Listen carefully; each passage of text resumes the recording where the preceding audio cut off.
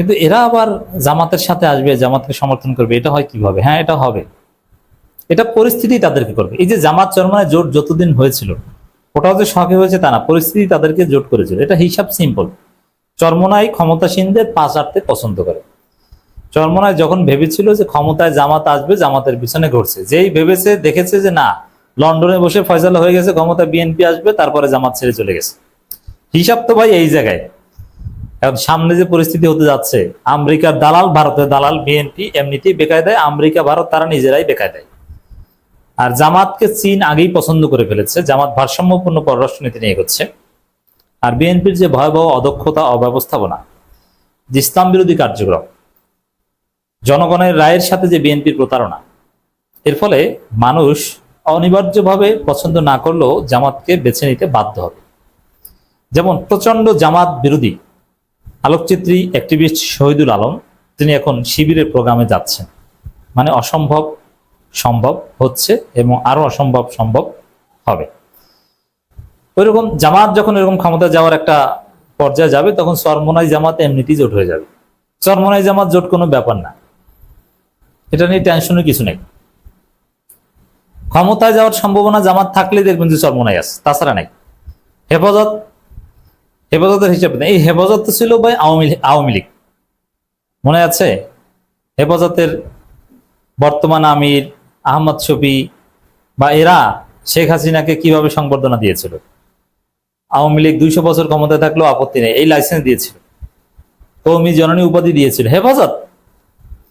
এর মানে আওয়ামী লীগ যখন ক্ষমতায়, হেফাজতের সাথে দ্বন্দ্ব ছিল বা হেফাজতের উপর নির্যাতন করেছিল, তা সত্ত্বেও হেফাজত ছিল মূলত আওয়ামী লীগ।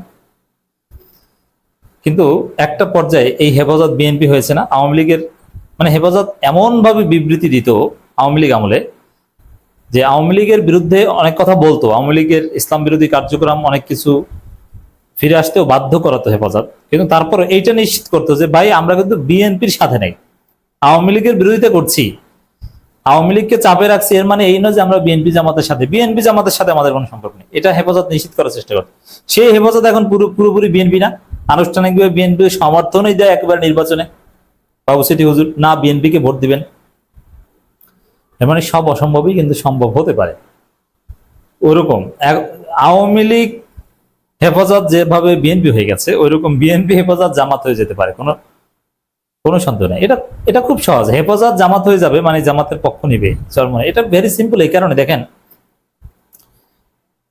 অনেক হেফাজত নেতা তো জামাত জোটে এমনিতেই আছে, যেমন মামুনুল হকরা তো এমনিতেই, মামুনুল হক সহ আরো অনেক হেফাজত নেতা জামাত জোটেতে এমনিতেই আছে।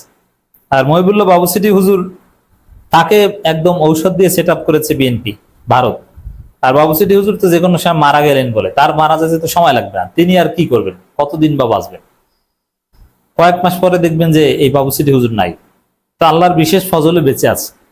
অতএব আর হেফাজতের সিস্টেম এইটা, একদম মৃত্যু পথযাত্রী কাউকে প্রধান বানানো হয়।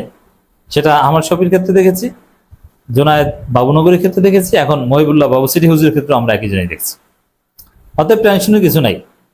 পরিস্থিতি হেফাজত চরমোনাই জামাতকে এক কাতারে ঠেলে দিবে, পরিস্থিতি ঠেলে দিবে।